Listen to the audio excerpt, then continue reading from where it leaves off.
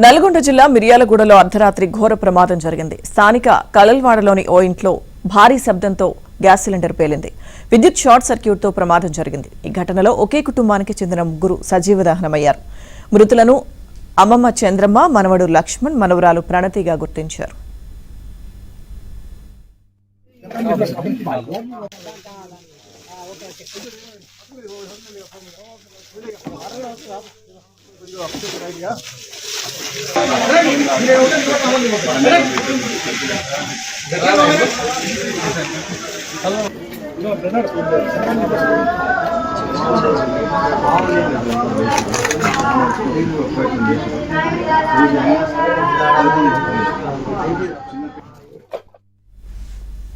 నల్గొండ జిల్లా మిర్యాలగూడలో అర్ధరాత్రి ఘోర ప్రమాదం జరిగింది. స్థానిక కల్లల్వాడలోని ఓ ఇంట్లో భారీ శబ్దంతో గ్యాస్ సిలిండర్ పేలింది.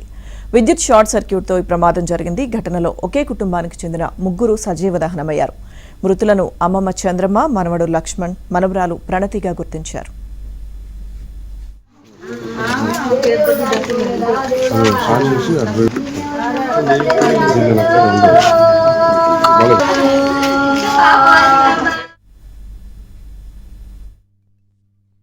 ఇంట్లోకి వెళ్ళి చూడక మంటలు రావడంతో ఆ మంటలన్నీ ఆర్పడానికి చాలా ప్రయత్నించిన స్థానికులు వాటర్ కొట్టి బాగా ఎంత వాటర్ కొట్టినా కూడా ఆ మంటలు చల్లారకపోవడంతో ఫైర్ స్టేషన్కి కాల్ చేసి వాళ్ళకి ఇన్ఫార్మ్ చేయడంతో వాళ్ళందరూ బాగానే రెస్పాండ్ అయ్యి వచ్చారు.